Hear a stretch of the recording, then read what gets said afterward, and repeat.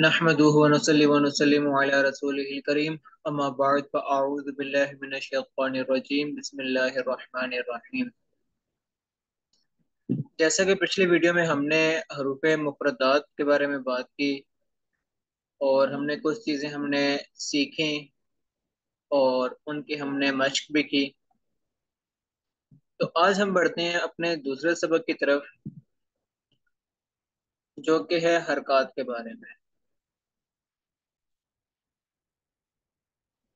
सबक नंबर 2 ये है हमारा हरकत के बारे में, और इसमें भी कुछ अहम बातें जो आपको याद होनी चाहिए, जिनका याद रखना बहुत ज़रूरी है, वो मैंने यहाँ पर लिखी हुई है।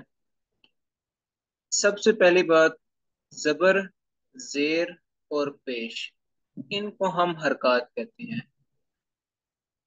अरबी में ज़बर, ज़ेर, पेश को हरकत कहा जाता है।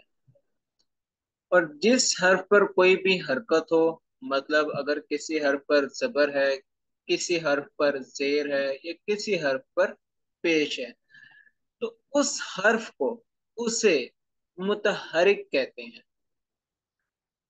किसी भी हर्फ पर अगर कोई भी हरकत हो, उस हर्फ को मुतहरिक कहा जाता है। और ये कुछ एक्स्ट्रा नॉलेज है, जो कि अगर आप याद रखना चाहें तो आप याद रख लें, अगर नहीं भी याद रखते तो कोई मसला नहीं है। अरबी ज़बान में ज़बर को फतह कहा जाता है, और ज़ेर को कसरा कहा जाता है, और पेश को दम्मा कहा जाता है। और जिस हर्फ पर ज़बर हो उसे मफ्तूह कहते हैं, और जिस हर्फ पर ज़ेर हो उसे मकसूर कहते हैं, और जिस हर्फ पर पेश हो इसे मदमूम कहते हैं। मसलन अगर बा पर ज़बर है तो बा को हम मफ्तूह कहेंगे, और अगर बा के नीचे ज़ेर है तो इस बा को हम मकसूर कहेंगे, और अगर बा के ऊपर पेश है तो इसको हम मदमूम कहेंगे। तो ये कुछ एक्स्ट्रा नॉलेज है, अगर आप याद करना चाहें, याद रखना चाहें तो आप याद कर लें। वैसे इसकी इतनी खास ज़रूरत नहीं, लेकिन जो बाकी जो बातें जो दर्ज हैं यहाँ पर, इनका याद रखना बहुत ज़रूरी है, क्योंकि ये हर जगह पर इस्तेमाल होंगी।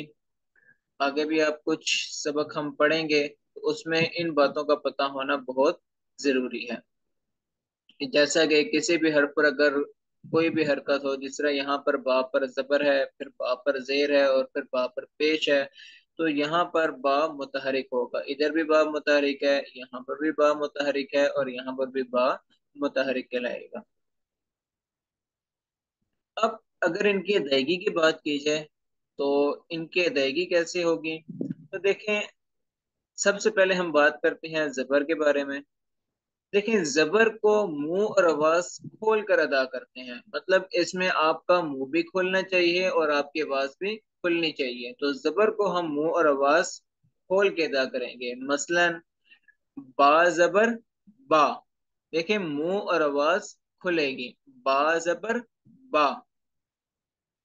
और फिर है जेर, जेर पर आपकी आवाज नीचे गिरेगी, पस्ती होगी। जेर में आपकी आवाज पस्त होगी, जेर आवाज को नीचे गिरा कर अदा होती है। जैसे बाजेर बी, यहाँ पर अक्सर लोग गलती करते हैं कि अक्सरियत जो है लोगों की, वो इसको पढ़ते हैं बाजेर बे, लाम जेर ले। तो ये पढ़ना सरासर गलत है, आवाज नीचे जानी चाहिए। तो बाजेर बी होता है, बाजेर बे नहीं होता। जो इस चीज का थोड़ा ख्याल करना है। और फिर है पेश, पेश होंठों को गोल करके अदा होती है। किसी भी हर्फ पर अगर पेश आ जाए तो उस हर्फ पर आपके होंठ गोल होने चाहिए, जैसा कि बापेश बू, बू। ठीक है? और हरकत की अदायगी में जबर है, जेर है या पेश है, तो इनकी अदायगी में आपने एक और ख्याल ये करना है कि इनको आपने लंबा नहीं करना और ना ही झटका देना है। मसलन अब जिस तरह बा पर जबर है तो इसको आपने लंबा भी नहीं करना, मतलब ऐसे नहीं पढ़ना। बा जबर बा, बा जेर बी, बा पेश बू, तो इनको हम लंबा नहीं करते और ना ही झटका देना है। जैसे बा जबर बा जेर बी, बा पेश बू, तो ये जो बा बी वो ये जो झटका है, झटका भी नहीं होना चाहिए। तो इनकी अदायगी पर आपने खास ख्याल करना है कि ना इनकी आवाज लंबी हो और ना ही इनमें झटका हो, बल्कि मारूफ पढ़ेंगे। जैसे बा जबर बा जेर बी, बा पेश बू, बा बी बू, तो इनकी अदायगी में आपने ख्याल करना है। और एक और बात जो कि आपने याद रखनी है, देखिए जो अलिफ है अरबी में, अलिफ खुद हमेशा साकिन होता है और इससे पहले हमेशा जबर आती है, ना जेर आएगी ना पेश आएगी। अलिफ तब ही पढ़ा जाता है जब इससे पहले जबर हो और इस पर कुछ भी ना हो। अगर अलिफ पर कुछ भी आ जाए, जबर आ जाए, जेर आ जाए, पेश आ जाए, आगे भी हम कुछ चंद इलामात हम पढ़ेंगे, दो जबर दो जेर दो पेश, जजम, शद, कुछ भी आ जाए, अगर अलिफ के ऊपर कुछ भी आ जाए तो उसे हमजा पढ़ते हैं। आगे भी हम मश्क भी करेंगे, तो मश्क में भी थोड़ा सा ख्याल कीजिएगा, वहां पर अलिफ पर जबर होगी, जेर होगी, पेश होगी, तो उसे हमजा पढ़ेंगे। तो अब हम बढ़ते हैं मश्क की तरफ। तो ये चंद अहम बातें हैं जो कि आपने जबानी याद रखनी है, आपको पता होनी चाहिए, ताकि हमारी मश्क जो है वो आसान हो सके।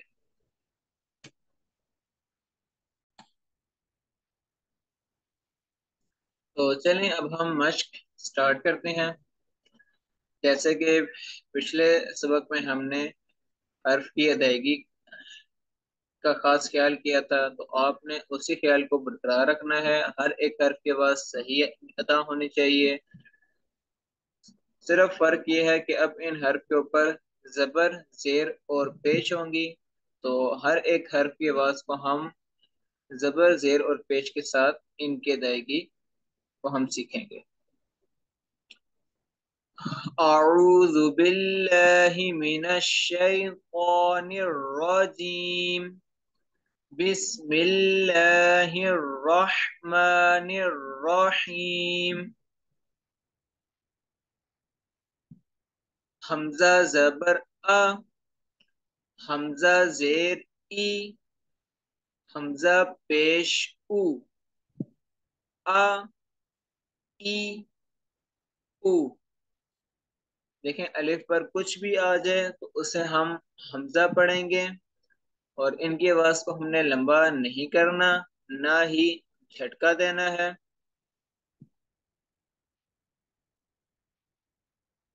आगे पढ़ते हैं।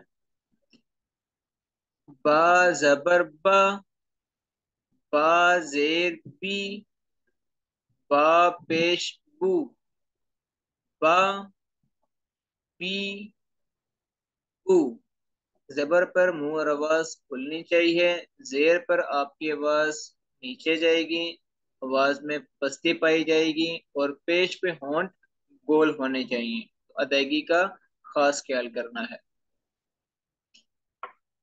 ता जबर ता जेर ती, ता पेश तू, ता ती टू। सा जबर सा जेर सी, सा पेश सू, सा सी सू। ख्याल करना है कि इसमें सीटी की आवाज नहीं आनी चाहिए, हुर्फ लिस्रिया है, नरमी से अदा होगा। सीटी की आवाज नहीं आनी चाहिए, सा नहीं पढ़ना, सी नहीं पढ़ना, सू नहीं पढ़ना, सीटी की आवाज नहीं आनी चाहिए। एक दफा फिर से पढ़ता हूँ, जरा ध्यान कीजिएगा। सा जबर सा जेर सी, सा पेश सू, सा सी सू।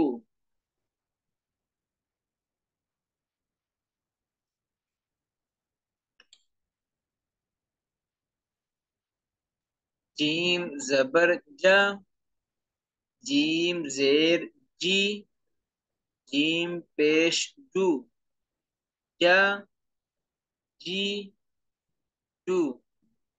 हा जबर हा, हा जेर ही, हा पेश हू, हा ही हू। हा की आवाज सही आनी चाहिए, जबर के साथ भी, जेर के साथ भी और पेश के साथ भी। अदायगी का खास ख्याल करना है। हलक के दरमियान वाले हिस्से से इसकी आवाज आएगी। एक दफा फिर से ध्यान कीजिएगा, मैं एक दफा फिर से पढ़ता हूँ। हर्फ की आवाज बिल्कुल सही होनी चाहिए। हा जबर हा, हा जेर ही, हा पेश हू, हा ही हू। वाह हरूफ मुस्तालिया में से है, इसकी आवाज मोटी आनी चाहिए, जबर के साथ भी, जेर के साथ भी, पेश के साथ भी। हरूफ मुस्तालिया मोटे हरूफ हर हालत में मोटे पड़े जाते हैं। खौ जबर खौ, खौ जेर खी, खौ पेश हू, खौ खी हू। दाल जबर दा, दाल जेर दी, दाल पेश दू, दा दी दू। लाल जबर ला, लाल जेर री, लाल पेश रू, ला री रू। नरमी की आवाज आएगी, सीटी की आवाज बिल्कुल नहीं निकालने, इसको जा जी जू नहीं पढ़ना, ठीक है। आवाज का ख्याल खास ख्याल करना है। लाल जबर रा, लाल जेर री, लाल पेश रू, ला री रू। अच्छा, आगे ये जो हर्फ है रॉ, इसमें फिल वक्त अभी याद रखना है कि रॉ पर अगर जबर और पेश हो तो रॉ को हम मोटा पढ़ते हैं, और अगर रॉ पर जेर हो तो उसको हम बारीक पढ़ते हैं। इसकी मजीद डिटेल हम तजवीद के जो अगले जो सबक हैं उसमें हम सीखेंगे। फिल वक्त आपने याद रखना है कि रॉ पर अगर जबर आ जाए और पेश आ जाए तो रॉ की आवाज मोटी निकलेगी, और अगर जेर आ जाए तो उसकी आवाज बारीक निकलेगी। वैसे तो 7 हरूफ हैं, हरूफ मुस्तालिया, जिनको हम हर हालत में मोटा पढ़ते हैं, लेकिन कुरान पाक में इनके अलावा भी 3 हरूफ हैं जो कि ऐसे हैं जो कुछ हालत में मोटे पड़ जाते हैं और कुछ हालत में बारीक पड़ जाते हैं। उनमें से एक रॉ है। तो इसको आपने फिल वक्त याद रखना है कि रॉ पर अगर जबर हो और पेश हो तो इसकी आवाज मोटी निकलेगी, और अगर जेर हो तो उसकी आवाज बारीक निकलेगी। रॉ जबर रॉ, रॉ जेर री, रॉ पेश रू, रॉ री रू। जा जबर जा, जा जेर जी, जा पेश जू, जा जी जू। सीटी की तेज आवाज आएगी, और सीन में भी सीटी की तेज आवाज आएगी। सीन जबर सा, सीन जेर सी, सीन पेश सू, सा सी सू। शीन जबर शा, शीन जेर शी, शीन पेश शू, शा शी शू। स्वाद हरफ मुस्तालिया में से है, इसकी मोटी आवाज आएगी, और होंड गोल बिल्कुल भी नहीं होने चाहिए। सिर्फ और सिर्फ वाओ एक हर्फ है जिस पर होंड गोल होते हैं, बाकी किसी हर्फ के ऊपर होंड गोल नहीं होते। अक्सर लोग यहाँ पर गलती करते हैं कि स्वाद जबर सुआ पढ़ देते हैं, ठीक है, और स्वाद जे सुई, स्वाद पे सु। तो इसकी अदायगी में खास ख्याल करना है कि होंठ गोल नहीं होने चाहिए और हर्फ की आवाज मोटे निकालनी है। सौद जबर सौ, सौद जे सी, सौद पे सू, सौ सी सू।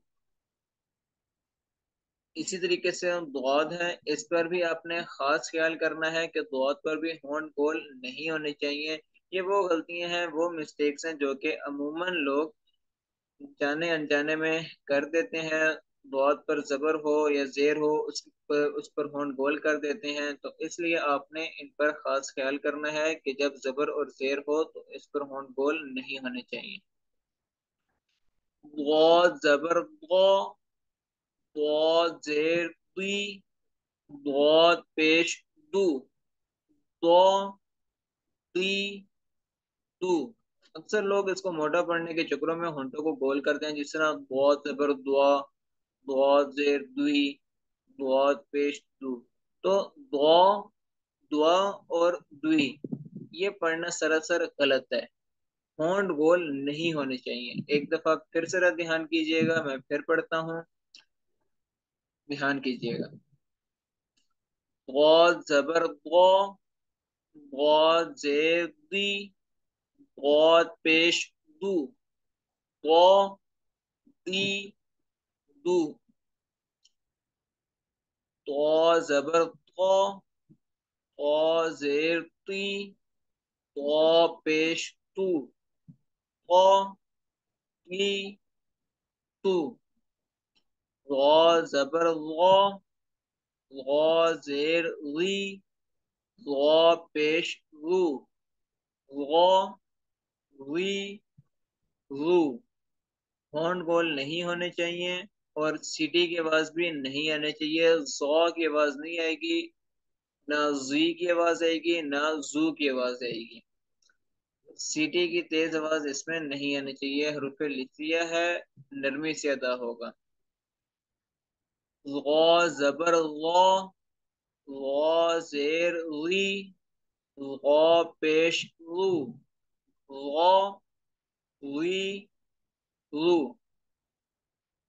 आगे आइन, हलक के दरमियान वाले हिस्से से अदायगी का खास ख्याल करना है कि आइन की आवाज सही आनी चाहिए। आइन जबर आ, आइन जेर ई, आइन पेश उ, आ री उ। अक्सर लोग यहाँ गलती करते हैं कि आइन में हमजा की आवाज निकाल देते हैं। इस तरह के अभी हमने पढ़ा था कि हमजा जबर आ है और आइन जबर आ। तो अगर आप इसको पढ़ेंगे आइन जबर आ, तो देखें आ और हमजा के, आइन और हमजा की आवाज में फर्क नहीं रह जाएगा। इसलिए खास ख्याल करना है कि आइन का जो मुखरिज है ये हलक के दरमियान से है। इसमें हलक के दरमियान से आवाज आएगी और कुछ इस तरह की आवाज होगी आ। तो आइन की आवाज सही निकालनी है। आइन जबर आ, आइन जेर ई, आइन पेश उ, आ री उ। गाइन जबर गौ, गाइन जेर गी, गाइन पेश गु, गौ गी गु। फा जबर फा, फा जेर फी, फा पेश फू, फा फी फू। कौफ जबर कौ, कौफ शेर की, कौफ पेश कू, कौ की कू। काफ जबर का, काफ जेर की, काफ पेश कू, का की कू। लाम जबर ला, लाम जेर ली, लाम पेश लू, ला ली लू। मीम जबर मा, मीम जेर मी, मीम पेश मू, मा मी मुंह। नून जबर न, नून जेर नी, नून पेश नू, न, नी, नू। वाव जबर वा, वाव जेर वी, वाव पेश वू, वा, वी, वू।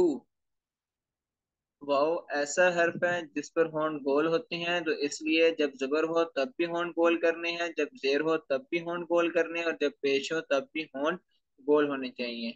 वाव पर होंठ गोल होते हैं। वाव होंठों को गोल करके अदा होता है, इसलिए इस पर होंठ गोल करना जरूरी है। कुछ लोग यहाँ पर भी गलती करते हैं। गलती वो ये करते हैं कि इसको पढ़ देते हैं वाव जबर वाह। तो वाह लफज नहीं है, वाह लफज है। ठीक है, होंठ गोल होने चाहिए। देखें, वाह और वाह दोनों की आवाज में फर्क है। जब आप रवानगी के साथ कुरान पाक पढ़ रहे होते हैं, तो उस वक्त अगर आप इसकी आवाज वाह की तरह निकालेंगे, तो इसकी मुतशाबिहत फा के साथ मिल जाती है। तो इसलिए कोशिश करनी है कि वाओ पर जब जबर हो, जेर हो और पेश हो, तो होंठ गोल होने चाहिए। एक दफा फिर पढ़ता हूँ, जरा ध्यान कीजिएगा। वाव जबर वा, वाव जेर वी, वाव पेश वू, वा, वी, वू।